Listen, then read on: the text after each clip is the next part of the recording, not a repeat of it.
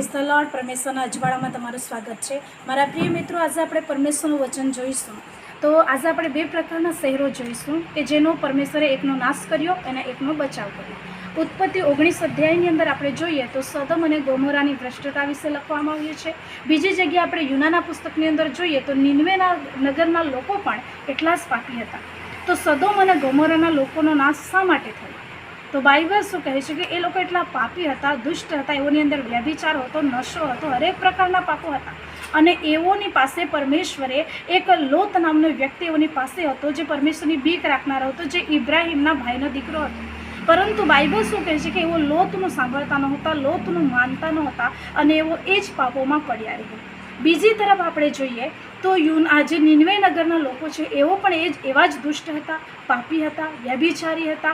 પરંતુ બાઇબલ શું કહે છે કે જ્યારે પરમેશ્વરે એઓની પાસે યુના પ્રબોધકને મોકલે છે, યુના પ્રબોધક જતાં ડરે છે. એ શું કહે છે, ત્યાંના લોકો એટલા દુષ્ટ છે કે એ લોકો શું કરશે, મને મારી નાખશે. અને એવા સમયે જે યુના પ્રબોધક બીજી જગ્યાએ જવા માટે તૈયાર થાય છે, પરંતુ અંતમાં પરમેશ્વર તમે યુનાના પુસ્તકની અંદર વાંચી શકો, અંતમાં એ નિનવે નગરમાં જાય છે, લોકોને પ્રચાર કરે છે. અને બાઇબલ કહે છે રાજાથી માંડીને હરેક લોકો, નાના બાળકો સુધીના હરેક લોકો ઉપવાસ કરે છે, પ્રાર્થના કરે છે, પસ્તાવો કરે છે અને પ્રભુ એ નિનવેના લોકોનો બચાવ કરે છે. મારા પ્રિય મિત્રો, અને સોદોમ અને ગોમોરાના વચમાં પણ પરમેશ્વરે લોતને રાખ્યો હતો, પરંતુ બાઇબલ કહે છે એવો લોતનું સાંભળતા નથી. કારણ કે એ જો તમે જુઓ કે જ્યારે પરમેશ્વર ઇબ્રાહિમને કહે છે કે હું સદોમ અને ગોમોરાનો નાશ કરનાર છું, તો ઇબ્રાહિમ એને કેટલા સવાલ કરે છે કે પ્રભુ ત્યાં 50 જડે તો, ત્યાં 30 જડે તો, ત્યાં 20 જડે તો, ત્યાં 10 જડે તો પરમેશ્વર કહે છે કે ત્યાં કે 10 પણ મને જડશે તો હું નાશ કરીશ નહીં. પરંતુ બાઇબલ કહે છે કે જ્યારે એ દૂતો સદોમ અને ગોમોરાની અંદર ગયા તો એઓને એ લોકો જે હતા એ ન્યાયી મળ્યા નહીં. 10 લોકો પણ પરમેશ્વરને ન્યાયી મળ્યા નહીં અને માટે સદોમ અને ગોમોરાનો અગ્નિ અને ગંધક દ્વારા નાશ કર્યો.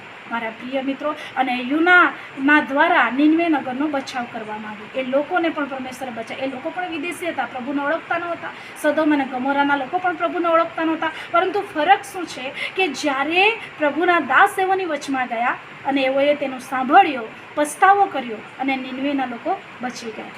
જ્યારે સદોમ અને ગોમોરાની વચમાં પણ પ્રભુનો દાસ હતો, લોત હતો, પ્રભુનો ન્યાયી માણસ હતો, પરંતુ એ લોકોએ એઓનું સાંભળ્યું અને એઓનો નાશ થઈ ગયો. મારા પ્રિય મિત્રો, આજે આપણા જીવનને પણ આપણે તપાસવાનું છે.